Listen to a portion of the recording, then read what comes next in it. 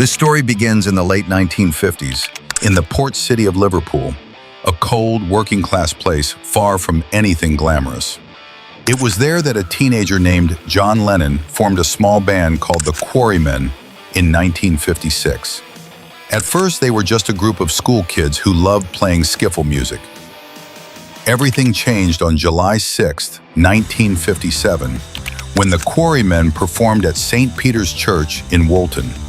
That's where John met Paul McCartney, a shy teenager who immediately impressed him with his clean, skillful guitar playing. Without thinking twice, John invited Paul to join the band. Not long after, Paul brought along a friend named George Harrison, a 14-year-old kid with incredible guitar talent. At first, John thought George was too young to be on stage, but after hearing him play on the top deck of a bus, that doubt quickly turned into admiration. Their band name changed several times, Johnny and the Moondogs, the Silver Beatles, until finally, in 1960, the name that would soon shake the world was born, the Beatles. Hamburg, Germany became the place that truly shaped them. They played 7 hours a day in clubs like the Indra Club and the Kaiser Keller. Sleeping wherever they could and living like street musicians, their skills became tighter and their confidence grew. Hamburg was also where they began performing with drummer Pete Best. But drama soon followed when German authorities deported them because George was underage.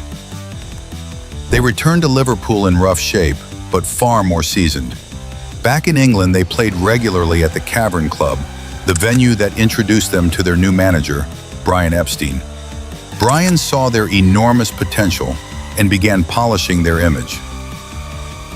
In 1962, after being rejected by several labels, including one that said, "Guitar groups are on the way out," they were finally signed by EMI and began working with producer George Martin. That's when a major decision was made. Pete Best was replaced by a new drummer, Ringo Starr. On August 18, 1962, the final iconic lineup of the Beatles was complete. They released Love Me Do in October 1962 and exploded in early 1963 with Please Please Me. In almost no time, Britain was swept up in full-blown Beatlemania, screaming fans, chaotic concerts, and every song turning into a hit.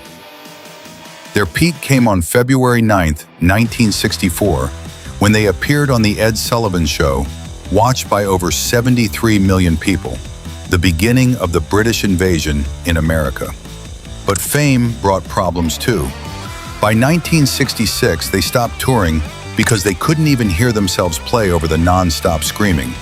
They shifted their focus to the studio, creating legendary albums like Sgt. Pepper's and the White Album.